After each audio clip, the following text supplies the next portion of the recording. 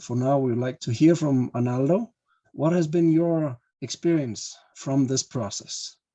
So as an intro on my side, Arnaldo, originally from Venezuela. We've been working for the past couple of years to build our own kind of resilient food system in our own backyard, starting with some fruits like blueberries and raspberries and blackberries and so on, and annual vegetables and flowers. And then I had taken a course in permaculture and a certificate in permaculture. And I was eager to kind of just hit the ground running and do as much as I could around it.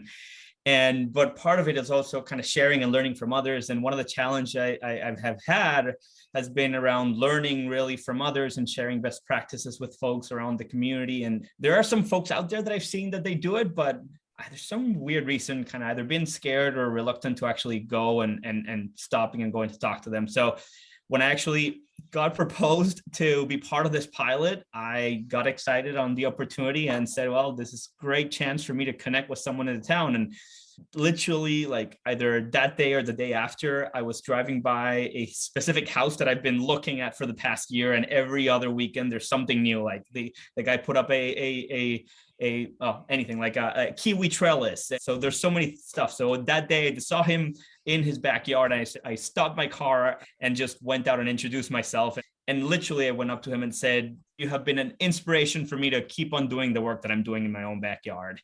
And it was amazing to see how he reacted to it and how he got it. And it literally sparked him to open up and share so much as possible. Like we talked for over an hour about vermiculture and intercropping and raising chickens and beekeeping and solar and much more. And this was really, truly an eye-opener for me. Like I was able to change my mind about that people are willing to share and are willing to open up and collaborate and stop thinking about the things I want to do and just go out and do them.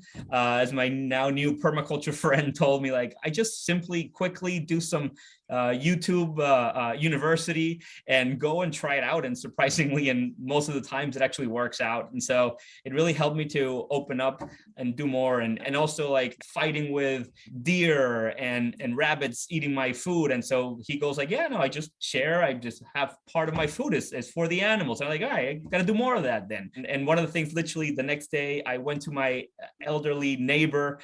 She has like 3 or 4 apple trees and 5 pears, and they're like 30-year-old beautiful trees, but they have a bunch of bugs on them, and I offered to help take care of them, and so we can share the gains. Plus I also learned for myself when my fruit trees are starting to give fruit. So it was an amazing experience, and right off the bat it had me kind of talking with more people. And when you really start with love instead of fear, the door's open to many opportunities, and people are open to having a conversation and talking about it, and especially if you start with a positive instead of the negative. So I love that part, how you described that you hit the brake and now is the time to connect. So beautiful. Thank you so much for sharing. Thanks.